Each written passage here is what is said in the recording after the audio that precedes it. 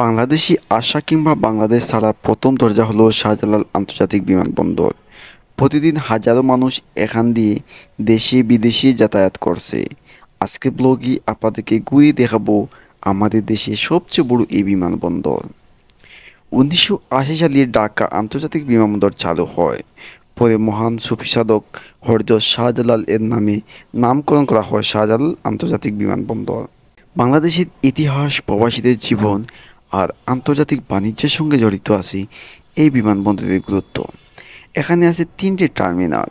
Terminal 1 ও 2 বর্তমানে যাত্রীদের সেবা দিচ্ছে, আর নতুন টার্মিনাল 3 দ্রুত এগিয়ে চলছে আধুনিক প্রযুক্তি, নিরাপত্তা ব্যবস্থার আরামদায়ক সুবিধা যাত্রীদের যাত্রা সহজ করছে।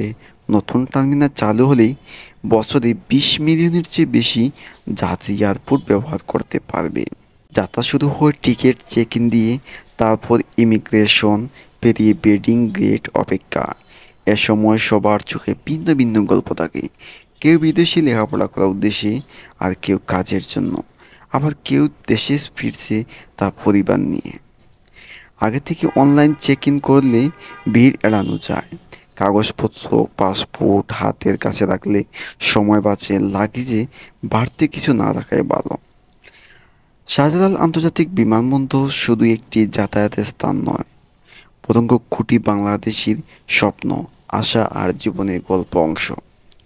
নতুন টার্মিনাল চালু হলেই এই বিমানবন্দর হবে দক্ষিণ এশিয়ার অন্যতম আধুনিক এক বিমানবন্দর। বাংলাদেশ এগিয়ে যাচ্ছে আমাদের বিমান পরিবহন ব্যবস্থা। এই ছিল আজকের ব্লগ। ভিডিওটি ভালো লাগলে লাইক করবেন, কমেন্ট করবেন এবং শেয়ার করতে বলবেন না। আর যদি সাবস্ক্রাইব না থাকে অবশ্যই সাবস্ক্রাইব করবেন এবং ফলো করবেন।